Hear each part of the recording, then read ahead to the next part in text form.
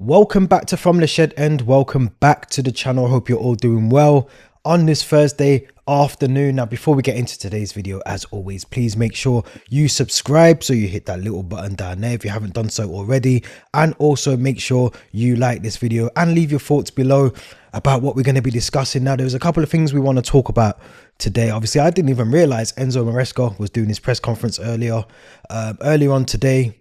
So we're going to talk about all the things that came out of there. Obviously, the talking point was Reece James is injured again. We're going to get into all of that in this video. Now, what I do want to touch on first of all is the news that broke, I think, yesterday around Hilario, who is obviously, if anyone's been around from Chelsea from a very long time, ex-goalkeeper from Chelsea, signed, I think, under the Jose Mourinho era, the first stint of Jose Mourinho at Chelsea. Hilario, goalkeeper that we all dubbed as hilarious for his mistakes in goal during his time at Chelsea. He has been a goalkeeper coach at Chelsea for some time. I think he's been player and coach at the club for at least 16 years. Yesterday handed in his resignation, decided he wants to join Thomas Tuchel at England as a goalkeeper coach. I think his first choice goalkeeper coach now at England as part of Thomas Tuchel's coaching setup there. But it does beg the question, because I didn't actually realize we've got four additional goalkeeper coaches on our books at the moment. That's almost a goalkeeper one-to-one goalkeeper coaching with each of the goalkeepers that we've got on the books at the moment. But it does raise a question in my head about what is happening with our goalkeepers on the pitch at Cobham, because, you know, for a goalkeeper coach mid-season, bearing in mind, you know, Thomas Tuchel doesn't start his his official start date, I don't think, is until January the 1st as England head coach. For Hilario, and he said hilarious, but Hilario to hand his resignation in, there must be something where he feels that there's more of an appealing job for him at England than there is at Chelsea at the moment. And it worries me because obviously we know already, we've spoken about on here, the goalkeeping worries that we have as Chelsea fans when we see Sanchez in the lineup.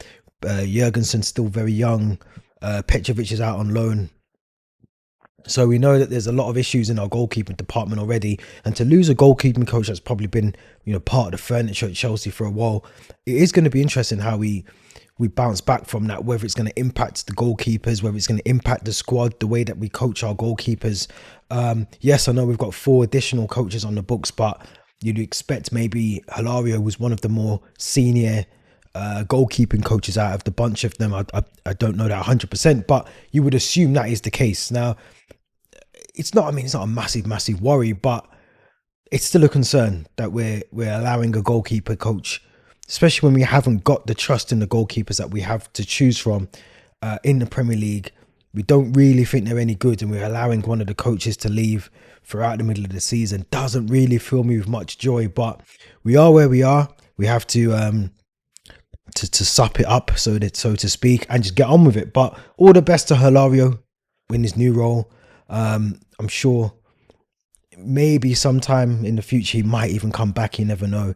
He might come and finish his job off at Chelsea. But I do want to talk about the press conference as well. The press conference that was held earlier on today. We do have Leicester to Saturday, 12:30 kickoff. We're going to be doing our preview for that tomorrow, our predicted lineup, all of that stuff tomorrow. But I do want to talk about the press conference today, because I think it's only right to do that, seeing as we're doing that now. So let's see what Maresca said. I'm reading this fresh. I wasn't able to watch the press conference live, so whatever I'm reading for the first time myself. So let's look at what was said. I mean, I know that Reece James is injured, but it looks like Maresca's come out and said that he felt something small, a hamstring injury, which is a muscular problem. We don't want to take any risk for this weekend. Apparently it's a short-term injury, so you know, we'll have to see what happens there.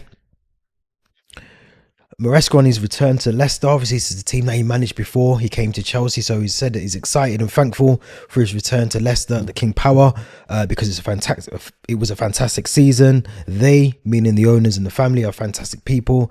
They care. He's also been asked to hear about his attacking options as well going forward, so he's put We can attack better, we can defend better. There are only 5 clubs who've conceded less, so in defending we are probably doing quite well. I would beg to differ on that one, to be fair, but here we are. We're going to concede goals until the end. I don't know why people are thinking we defend badly. I don't know. I don't agree with that one. Let me know what you think in the comments, but I look at our games and we are prone to making too many defensive mistakes. We spoke about it on here before. I mentioned John Terry's name. I'm still going to mention John Terry's name. He should be one of the first team coaches, promoted from a youth level under 18s or development squad coach, and be brought into the senior fold, because we are leaking goals at a rapid rate, and they're not goals that you can see where the mistakes, they're very easy mistakes. They're things that are avoidable that we're making on the pitch, and I just don't think Maresca's maybe seeing that. Maybe that's a defense mechanism, no pun intended, that he's coming out and saying that we aren't as bad defensively as we potentially are. You talk to a lot of Chelsea fans, they'll say that we're making silly mistakes at the back. Sanchez is at fault for quite a lot of those when you think about trying to play out from the back, or we're trying to play someone on side like we did with Levi Colwell not too long ago. Just defensive mistakes that can be removed so easily if we just concentrate and we work better on the training pitch. So I don't agree with that at all. I do think we are defending badly at times, and those are the things where we're playing games and we're almost getting over the line with the result that we need, and then we let in a sloppy goal. So I think we can defend a lot better, to be fair, in my opinion. Maresca went on to say that a target for the future to have Cole Palmer and João Felix playing together. João is doing fantastic with us since day one. The only problem is to find the balance. Yeah, I agree with that. It's a tough one, because I think the form that Cole Palmer's in, you can't really drop him. You can't really drop Cole Palmer. There is a question mark for me about Noni Madueke. I do think, looking at Pedro Neto, I think he might get the nod ahead of Noni Madueke. I know he had a really good time with England over the last couple of weeks, but I think Noni Madueke is living off the hype of his hat-trick against Wolves. I don't think he's really put in the Chelsea shirt. He hasn't really put in that many good performances since that Wolves game. I would potentially see Neto on the right. There's question marks about Jadon Sancho.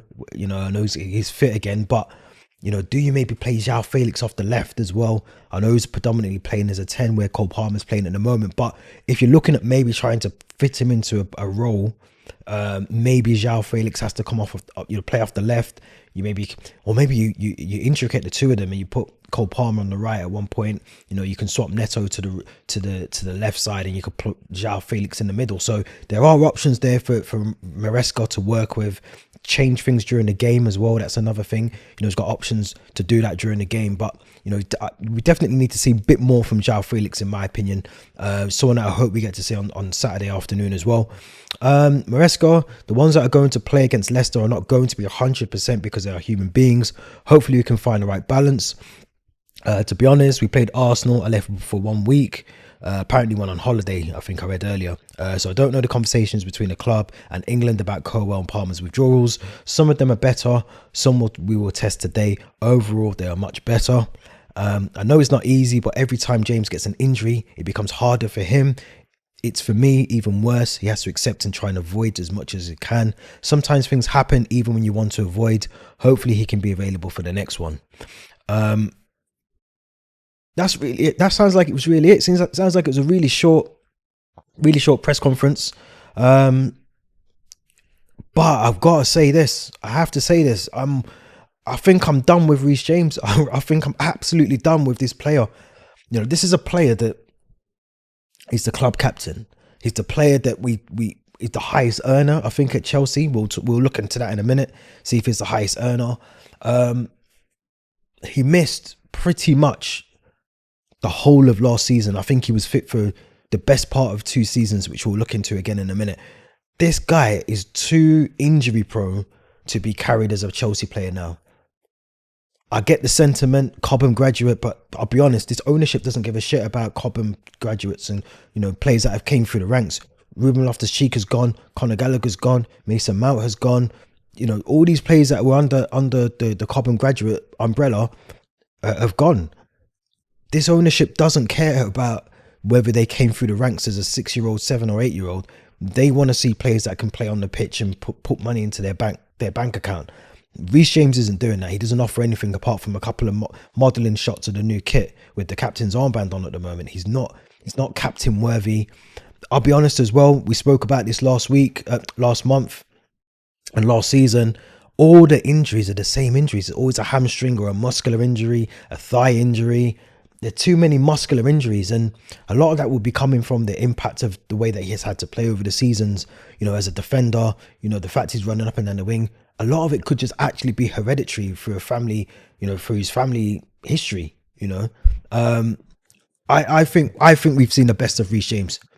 I think we've seen the best of Reece James, and I don't think we'll ever see the level of Reece James that we've had under previous managers and previous seasons.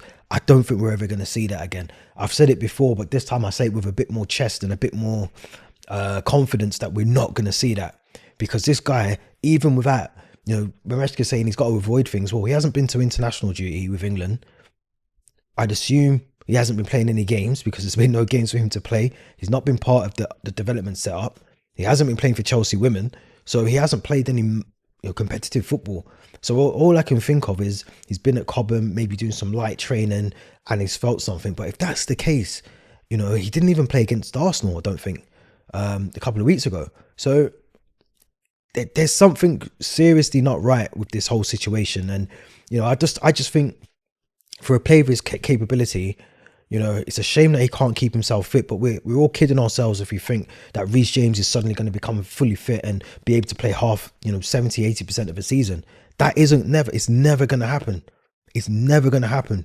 You look at Mason Mount now, very similar, constantly injured, constantly coming back from injuries for Manchester United. It's the same thing. Some of these players have played a lot of football. When you think about how young Reece James was when he broke into the senior squad, he's been playing a lot of football. Probably his 2021 season. I think he broke into this, and even then he was picking up, hamstring strains, hamstring injuries, muscular injuries. He's picking up all of those. We're going to look for his injury record in a minute, but I'm pretty sure he missed. I think he missed about 40 games last season. 40 games last season he missed. I think he was fit for about 2 months. This is not. You can't carry someone who's on 250 grand a week. What's that, 13 mil a year or something like that? You can't carry those sort of players. And if I was the Chelsea scouts now, or the Chelsea technical directors, sporting directors, I'd be looking straight away thinking, right, who can we bring in that can take over from Reece James? We've got Malo Gusto, great, but we need cover. If Maresca wants two top quality players in all positions on that pitch, we're going to have to bring someone else in, because Reece James, for me personally, there's been links of him going to other clubs. I would sell him out this summer. I'd get rid of him and cash in, because he's got another 4 years on a deal. We can't carry this passenger for another 4 years. It just doesn't work for the club. It can't be nice for Reece James. It can't be nice for him coming back, playing 1 or 2 games, then getting injured again. And Maresca's saying it's a small injury, but this is Reece James we're talking about. He could be out till January, February, March. Come back for 1 game and then be injured for the rest of the season. This is not sustainable. As the captain, as the highest earner at the club, it isn't sustainable. It just doesn't work. Let's look at his injury record, because if I'm not mistaken, yeah. So all these injuries are going back to 2021 or 2021 season. You can see there. Look, he missed. He missed 25 games. 25 games in that season. Well, let's do it properly. He missed 9 games in the 2021 season. He missed 13 games in the 21-22 season. He missed 7 games. Oh no! Oh my gosh! Let's do this properly. Oh wow, sorry, I take it back. He missed a lot of games in that season. Yeah, so he missed, what's that, 15, 16, so he missed 20 games, 21-22 season. I mean, look at that. That's one season. That is one season, 22-23. That's mental. Like, he missed, what's that, 24? 24 games I think he missed. No, he missed more than that.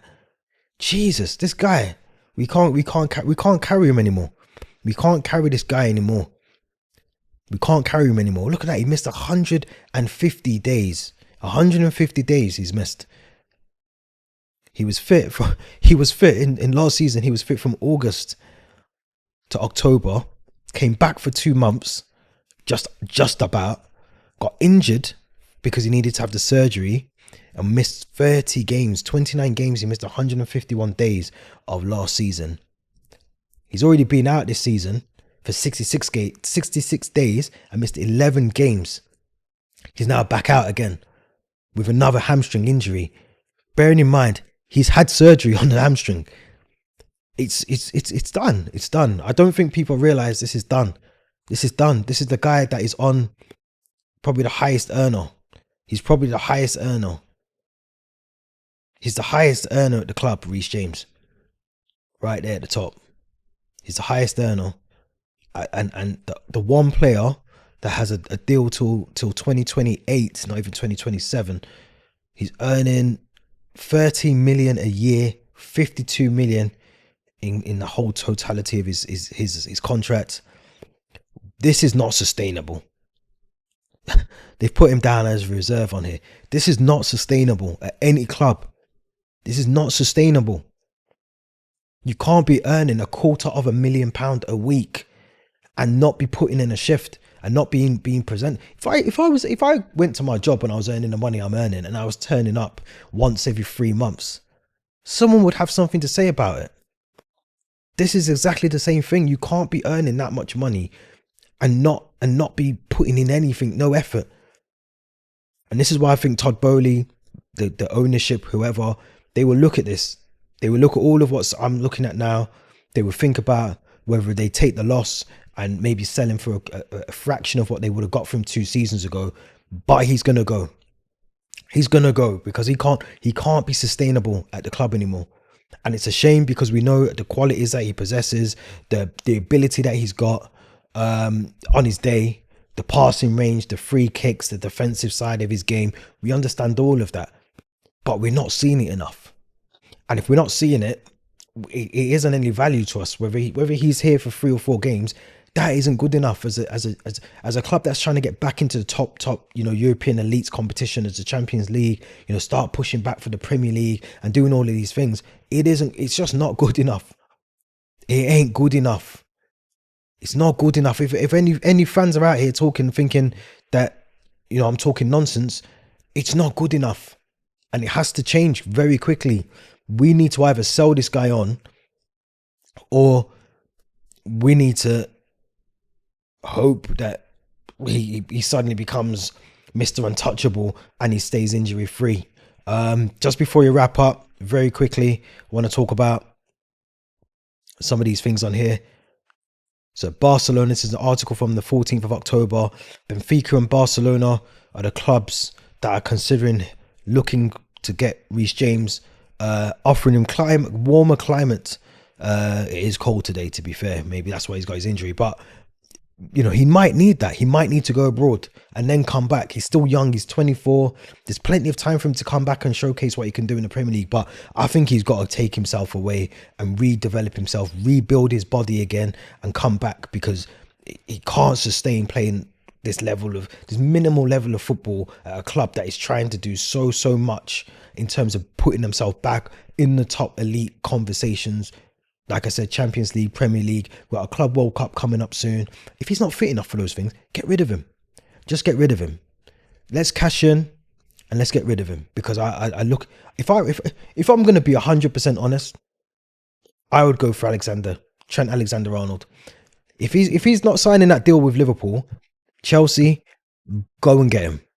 Go and get Trent from Liverpool and put him in a team. Offer him the 250 grand, offer him 300 grand a week, get Trent to London. You've got yourself a bargain right there. That if I was Chelsea and I'm looking at Reece James now and I can see that Trent Alexander-Arnold is over there and he's not even signing a deal for Liverpool right now as it speaks, I'd be all over that. I'll be talking to his agent. I'll be getting him down. I'll be getting it sorted. I'd be getting it sorted because I think Trent is the missing piece to the Chelsea puzzle. It really is. It's that simple. It's that simple. Let me know what you think in the comments. Let me know if you think I'm talking crazy. But for me, Trent Alexander-Arnold will be the missing piece to Chelsea's puzzle. Should we go out and try and sign him on a free transfer? Maybe try and get it all sorted for the summer for him to move over. Let me know what you think in the comments. Don't forget to subscribe to this channel. Am I being too harsh on Reece James? Do we need to give him more time to rebuild himself? Leave all your comments below. Don't forget to subscribe and hit the Linktree link in the description as well. And we will be back tomorrow to do our preview for the Leicester game as well, predictions and all of that stuff. So make sure you hit your notifications and tune in for that one. That one will be live as well. So make sure you tune in and get your thoughts across as well. And until then, stay safe, and we'll be back tomorrow for another video.